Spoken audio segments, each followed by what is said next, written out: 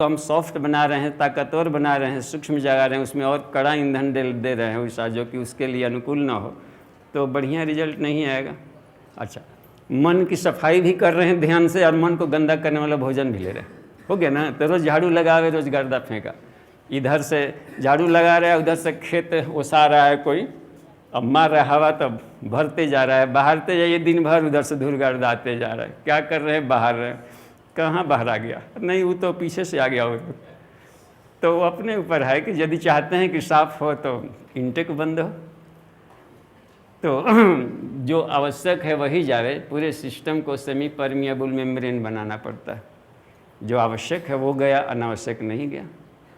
तो उसमें तो आहार शुद्धि में एक है, प्रज्ञोपनिषद में एक श्लोक आता है कि अन्नस्य सूक्ष्म भागेन विकासो मनसा भवेत्। अन्न के सूक्ष्म भाग से मन का विकास होता है, और मन ही हमारी साधना का मुख्य टारगेट है। तो मन को चूंकि अन्न से बना है, सात्विक भोजन लेंगे तो मन के न्यूरॉन्स भी सात्विक बनेंगे। हर बॉडी सेल्स जब बना है अन्न से। अच्छा, कुछ वैसा मकान देखने को मिलता है ना, इसमें नूनी लग गया, हाँ, क्या बोलते हैं, नोड़ा, नमक जैसा ना होता है, भूर, हाँ, अब भूरभूरा निकलने लगता है। अच्छा, सीढ़ अलग चीज़ है। ईंटा यदि कम पका रहे तो नूनी लगेगा कि नहीं? एक नंबर वाला पका ईंटा लगाते तो नूनी नहीं लगता। तो एक तो है कि इसको हीटेड कर दी जाए तपस्या से। जो चारों फैक्टर था इसमें, आसन, उपवास, तत्व शुद्धि और तपस्या, यानी हीटेड कर देना, तो पहले के जो बॉडी सेल्स में कम पके थे फिर तेज हो जाएंगे आँच से। और दूसरा, यदि कमज़ोर ईंटा लग गया है और ढेर खराब है तो ईंटे को निकाल कर नया ईंटा डाल दीजिए। ये भी एक तरीका है। पत्थर का ईंटा डाल दें, एक एक करके बारी बारी से पूरे के पूरे। मकान का ही चेंज हो सकता है बिना मकान गिरे। जब एक ही बार सब हटाएंगे तब ना मकान गिरेगा। अब एक ईंटा निकाल के एक को डाल रहे हैं तो हम सारे बॉडी सेल्स को चेंज कर देंगे, आहार को चेंज करके। जब सारे बॉडी सेल्स बने हैं भोजन से, तब भोजन का हम चेंज कर देंगे तो नहीं हो जाएगा पूरा शरीर ताकतवर है। सारे बॉडी सेल्स बदल जाएंगे।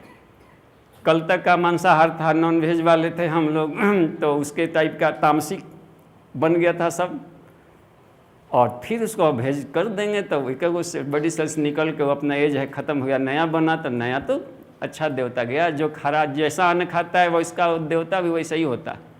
उग्रवादी अन्न खाएंगे तो देवता भी उग्रवादी होगा, भीतर वाला बोलेगा उग्रवादी की तरह, हाँ, उसका देवते हो गया। तमोगुणी देवता भी होता है। सूर्य को कहा है, हे सूर्य, सत्वाय नमः, रजसे नमः, तमसे नमः। उपनिषद में है कि आपके तम शक्ति को प्रणाम, रज शक्ति को प्रणाम, सत शक्ति को प्रणाम। तो वो वाला काम करने लगेगा, तोड़ फोड़ विघटन वाला काम करने लगेगा वही आदमी।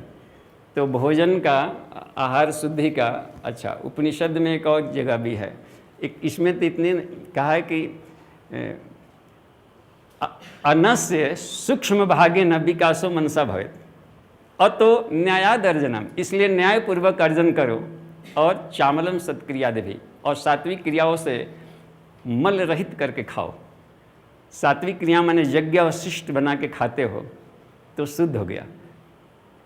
और सात्विक क्रिया में कौन है, मान लें कि छिलका उल्का में लग गया है फंगस, तो छील दिया तो भी तो कुछ शुद्ध हुआ, छिलके को हटा दिया।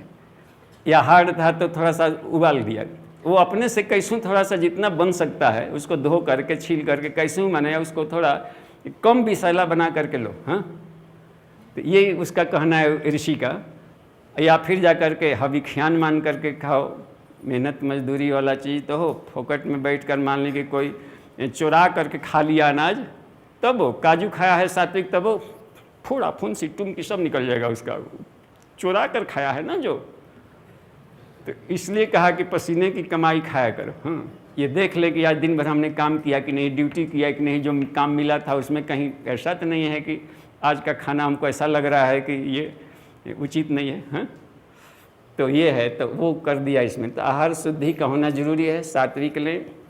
अच्छा, कभी कोई जो शिकायत आता है कि मन भागता है, तो वो चटपटा मसालेदार खाने से होता है, वो रजोगुणी होता है सब। इसलिए इसमें लिखा है कि मैं आहार शुद्धि में कोशिश ये किया जाए कि कम मसालेदार। अब चटर पटर जीभ चटाक चटाक बजा के खा रहे थे तो खोपड़ी में से चटाक चटाक भागे जनों जिनते ना, तो इसमें नया सी कौन बात है? इधर सुधर फुदकते रहेगा वो। रजोगुणी भोजन दिया गया है तो अब उसकी क्या गलती बेचारा का? जैसा ईंधन डाले वैसा भुड़ भुड़ आवाज कर रहा था वो। तमोगुणी डाल दिया, प्याज लहसुन वगैरह डाल दिया तो उसका धुआं निकलता है। तो जितना भी शीशा था हमारा ये आत्मा के ऊपर पड़ा हुआ वो सब में कालिख जमाएगा, तो आत्मा की रोशनी दिखाई नहीं पड़ेगी। तो इसकी क्या गलती है? हम ही कालिख लगाने वाला। टायर ट्यूब जलाएंगे तो धुआं होगा कि नहीं? अब घी जलाइए तो कहाँ धुआं होता है? तो सात्विक भोजन धुआं नहीं निकालेगा आपका, वो तब निकालेगा जब ओवर डाइट खा लेंगे, तो वो भी निकालेगा। उसमें से कम मात्रा में रहता मोबिल तो नहीं निकलता, अधिक मात्रा में गया तो कोनो गाड़ी धुआं देने लगता है, तो भी जाके कालिख होगा। तो साफ जाहिर है कि हमको हितकारी लेना है और मितकारी, ओवर डाइट नहीं लेना है। जितना कि पच सके, जल सके, ईंधन बन सके, दोबारा डाल लेंगे। हाँ, तो ये एक बात थी। और सुपाच्य चलें तो आहार शुद्धि इतना काफ़ी है, बस ओवर डाइट न लें, हितकारी लें। हितकारी का मतलब कि बाज़ारों में जितना मिलता है खा खा के देखा जाए बारी बारी से, जो फ़ायदा किया हुआ आपका पेटेंट है, दोस्ती कर लिया जाए। इसमें क्या चार्ट बनाया जाए कि हई खाया हूँ ना खाएं, सबको बारी बारी से खा के देखिए तो पता चल जाएगा ना कि कौन असर कर रहा है, कौन नहीं, कौन शरीर मन आत्मा को शुद्ध कर रहा है, वो पुण्य है। जो आदमी कोल्ड ब्लडेड है उनको ये सब केला वगैरह, दही वगैरह ये सब नहीं सेट करेगा, तो वो इन चीज़ों से बचाव कर लें और उष्ण बीज वाला चीज़ खा लें, रोटी वाला चीज़ खा लें जहाँ पर जिसका तासीर गर्म हो। अपने ऊपर है कि हर भोजन का अपना अपना बॉडी का नेचर कैसा है। कोई जरूरी नहीं कि जो हमारा भोजन है आपको भी सेट कर जाए। तो हम अपने मज़े वाला, वो अपने मज़े वाला, प्रकृति ने सब लोगों के लिए बना दिया है भोजन। तो और उपवास पर आकर चलते हैं। उपवास 5 प्रकार। उपवास का मुख्य काम होता है उपतिकाओं को शुद्ध करना। एक दिन बात आई थी उपतिकाओं का, उपतिकाएँ क्या है, तो वो डॉक्टर साहब बोले थे कि उसको क्या नाम दिया जाए। उपतिकाओं का कोई नाम नहीं था, तो अभी याद आया बाद में कि चूँकि वो कोई इतनी नहीं है, वो क्या बोलते हैं कि उसका कोई गांठें नहीं है। गांठ तो होता है जैसे मान ले कि ये मटर वगैरह का, चना का देखते होंगे टहनी, तो उसमें जगह जगह पर नोड्यूल्स होता है जो नाइट्रोजन का काज से खींचता है। ये पौधा होगा चना का, तो इस तरह के गांठ नहीं है। जिससे हम लोग का ये ब्रेन है, यहाँ से जो निकला, तो ये जो निकलता है नर्व्स वगैरह, तो ये सारे फाइब्रियोल बहुत पतले पतले बारीक होते हैं। तो ये एक करीब करीब आसपास गुजरते रहने से आपस में उलझ जाते हैं, खाली इतने भर है। तो जिससे कि चौराहे पर जाम हो गया, इसे कहेंगे, यानी क्लस्टर कह सकते हैं। नर्व फाइब्रियोल क्लस्टर, नाड़ी गुच्छक, और उसमें कचरा फंस जाता है। तो वो 96 कुछ हो गया, ट्रेंगुलर हो जाएगा, तो कुछ गांठ की तरह होगा, तो कुछ स्पाइरल ऐसा हो जाएगा, तो कुछ ऐसे ऐसे होगा, मुँह जुटा रहेगा, यहाँ पर ऐसे से लहराएगा। दो आपस में जोड़ ली, यहाँ पर जुट गया, सट गया किसी तरीके से। जैसे मान लीजिए कि ये तार गुजर रहा है, लेकिन ये तार किसी तरीके से लीक कर जाए यहाँ, तो 2 तार सट जाता है कि नहीं यहाँ पर, तो इसी के चलते चिपक जाता है। नर्व फाइब्रियोल हैं, उसका ऊपर वाला लेयर किसी तरीके से टूट फूट हो गया, और आपका पैराथायरॉइड यहाँ पर से, पैराथायरमोन उसको मजबूत करता था, नहीं निकला आसनों के नहीं करने से, तो हो गया कि यहाँ पर कि अब चिपक गया। तो चिपक गया तो चाहे जब भी अस्पार करेगा यहाँ पर, तो कुछ ऐसा है, तो कुछ हाइड्रा टाइप का है, जिससे कि यहाँ पर जुड़ गया, इसे इसे ऐसे करके इस टाइप का हो गया, तो कुछ पेड़ नुमा बन जाता है, तो कुछ रस्सी की तरह आपस में गुथ जाता है। तो ये सब नाड़ी को गुच्छक कहते हैं। उपतिका नाम दिया। 96 वेराइटी का पाया गया है अब तक से। तो इसका है, इसमें से 14 वेराइटी का नाम गिनाए हैं महाविज्ञान में। देखिए एक आधे का हम भी नाम इधर देख लेते हैं। इंधिका एक है, इंधिका एक खास वेराइटी का।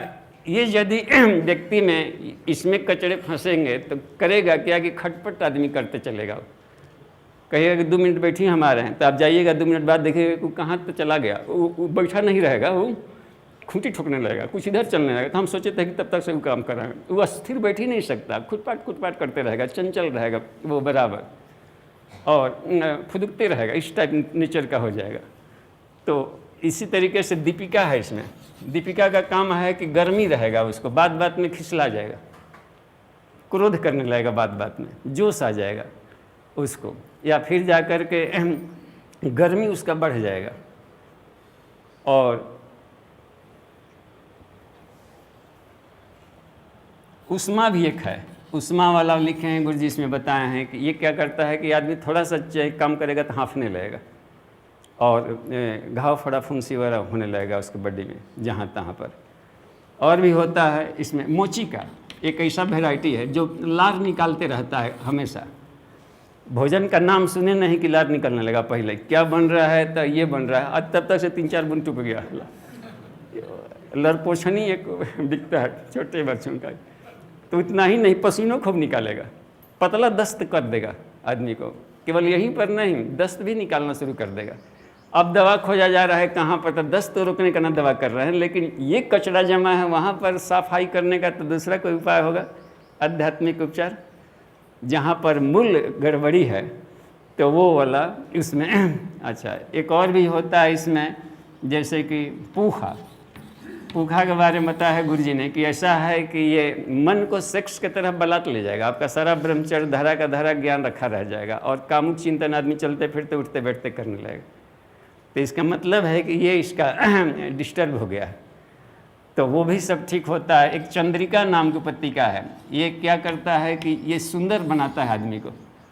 ये जिसकी मात्रा अधिक रहेगी तो काला कलूटा होते हुए बड़ी पनिगर माने बहुत आकर्षक दिखाई पड़ेगा, चेहरे पर एक चमक बनी रहती है, बड़ा मोहक लगेगा व्यक्ति।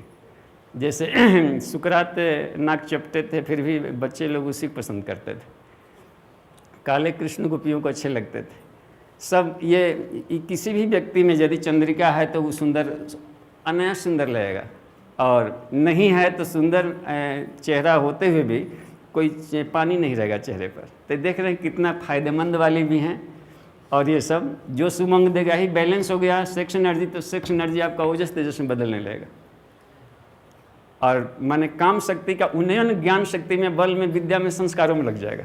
अनबैलेंस है तो वो जा कर के हल्के मनोरंजनों की तरफ की इंद्रिय शक्ति को छूछ करने वाला उपाय ढूंढेगा। तो ये एक होता है इसमें युक्त हिंसरा, एक ये भी लिखें युक्त हिंसरा। इस जिस व्यक्ति में ये होगा इसकी अधिकता, तो आदमी उग्रवादी बन जाएगा, झगड़ा लगाते चलेगा, पर पीड़न, दूसरों को मारने पीटने में, व्यभिचार करने में इसको मन लगेगा, और उसको नशा का सेवन करने में मन लगेगा, और उसको लगेगा कि वही बढ़िया भोजन है, और मदिरा पीना और मांस खाना। ये स्वतः गड़बड़ी कहाँ है तो वहाँ ना फॉल्ट है। इसके जो युक्त हिंसरा है वो उपतिकाओं में कचड़े जमे हैं। तो साफ जाहिर किसी व्यक्ति को बदला जाए तो यदि इसका उपवास पे कराया जाए उससे, तो कचड़े साफ हो जाएंगे, तो इसका नेचर बदल जाएगा। वही आदमी, कल हमने देखा कि कल तक वो गायत्री साधना कर रहे थे और शपथ लिए थे कि हम मांस नहीं छोड़ेंगे, लेकिन कुछ दिन तक अपना नॉर्मल साधना करते रहे और आहार को ठीक रखे, तो स्वतः ही उनको भीतर से लगा कि अब ये हमको अच्छा नहीं लग रहा है, और स्वतः ही वेजिटेरियन बन गए, शाकाहार पसंद बन गए। तो ये सब उद्गित एक होता है, उद्गित। यदि हेल्दी बॉडी हैं लेकिन बच्चा नहीं पैदा कर सकते इसके अधिकता के चलते। उपवास करेंगे तो उद्गित सुलझ जाएगा, तो संततिहीन सुसंतति पावे। चालीसा में कहा, वो विज्ञान के चलते कहा गया, क्योंकि उच्च स्तरीय साधना में वो फास्टिंग करेंगे ही, या पनमें को उसकी साधना करेंगे ही उच्च कक्षा में, तो फिर संततिहीन सुसंतति पावे। तो कारण यहाँ पर है कैसे उसका विज्ञान काम किया, ये पता चल जाता है कि इनके चलते वो बातें बनी हैं। अशिता जिसमें अधिक है, जिस नर नारी में, वो अपने ही सेक्स का बच्चा पैदा करेगा। तो ये तो अब देखिए उपतिकाएँ शुद्ध हो जाती हैं, बैलेंस हो जाती हैं। 96 वैरायटी की थी उपतिकाएँ उस दिन हम लोग, तो 96 ये था, कुछ चक्र थे, उपचक्र कुल 108 है शक्ति केंद्र शरीर में थे। तो अब कुछ उपवास में भी वैरायटी होता है, पाचक। 5 प्रकार के उपवास हैं, 5 प्रकार उपवास। हम लोग व्रत त्यौहार में देखिए, अपने यहाँ ऋषियों का 2 वर्ग काम करता था। एक को ऋषि कहते थे, दूसरे को मुनि। ऋषि लोग फार्मूला ढूंढ के लाते थे और मुनि लोग उसको जन सामान्य बनाते थे। तो ये ढूंढ कर लाए कि उपवास करने से शरीर उपतिकाएँ शुद्ध हो गई, व्यक्ति का स्वभाव बदल जाएगा। तो अब मुनि वर्ग ने क्या किया, ये व्रत त्यौहार में उपवास को जोड़ दिया कि कितने लोगों को साइंस पढ़ाएंगे, सीधे कह दिया जाए कि आज फास्टिंग रहिए, और हर महीना 2 महीना में एक बढ़िया वाला आ गया व्रत। तो दिक्कत तब हो जाती है जबकि उपवास अवैज्ञानिक ढंग से किया जाता है। कब से बहन जी को रोग शुरू हुआ, कब से भाई को, जब से व्रत त्यौहार शुरू की हैं तबे से रोग दुख का आफत बढ़ा है। इसका मतलब कि उपवास गलत तरीके से किया जा रहा होगा, पानी वानी पीना छोड़ देते होंगे, ऐसे ही मौरा मुदास बैठे रहते होंगे, नहीं, और खिज निराशा लगे टाइप का। तो ये बोले कि उपवास के कुछ नियम होते हैं, और एक ही वैरायटी का नहीं है कि खाना पीना छोड़ छाड़ के सब अपना फास्टिंग के नाम पर कि खाना वाना छोड़कर पानी पीना बंद कर दिया। हाँ देखिए ना कितना है। तो पाचक उपवास जरूरी नहीं कि एक वैरायटी का करें। जब टाइम हो गया, हाँ शांति पाठ कर ले, लेकिन कल अब आसन का प्रयोग हो सकता है। हाँ, और अपराह्न वाला में उपवास को देख लेंगे। इसका साइंस एकदम सही समय पर क्लास शुरू कीजिए और ख़त्म कीजिए। ठीक, दोपहर, हाँ दोपहर की नहीं, हाँ प्रैक्टिकल कल आते ही करेंगे हम लोग, कल आते ही प्रैक्टिकल करेंगे आसनों का। बाकी तो थ्योरी परक था। हाँ नहीं तो यहीं की घोषणा 4 से 7 शाम को 4 बजे ही यही होगी। दोपहर वाली केवल रिपीट होगी सुबह की। नाइट क्लासेज नहीं चलेगा, शाम को चलेगा 4 से 5:30। नाइट नहीं चलेगा, शाम की कक्षा चलेगी। हाँ 4 से 5:30 ही चलेगी। प्रैक्टिकल कल सुबह में खाली पेटे, जो मन में आए सो। हाँ शांति पाठ, जो मन में आए सो ड्रेस पहन के आइए। ड्रेस में संत तो लंगोटी धोती फुल पैंट कृषि में रहता है बस। और वो अपनी सुविधा देख लेंगे, जो जैसे हों वैसे ही अपनी सुविधा देखेंगे, क्योंकि हम वही आसन कराएंगे जो कि व्यवहारिक हो। जो अव्यवहारिक होगा घर पर के लिए कह देंगे कर लीजिएगा, क्या दिक्कत। जो धोती कुर्ता में किया जा सके वो इसने बताएंगे, और बाकी को सिस्टम खाली बता देंगे कि अपने घर पर कर लीजिएगा। ये ओम